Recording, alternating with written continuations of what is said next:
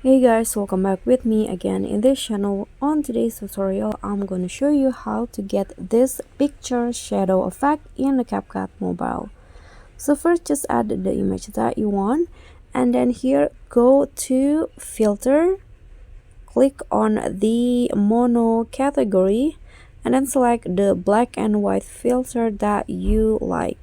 So I'm going to use this one, the BW3, and set it to 100. Click on the check icon. Now you can just add animation. So click on photo, animation, and here I'm going to add the slide up. Let's try to find it. Okay, this one, slide up. Click on the check icon.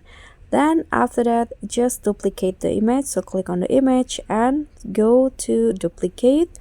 Then make it one of them as overlay like this. Now on the overlay, go to filters. So change the filter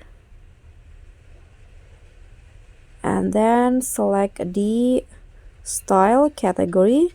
Then here I'm going to use the red, but you can always use other filter that you want. Click on it just like this, adjust the filter.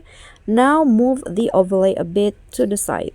So let's try it like this.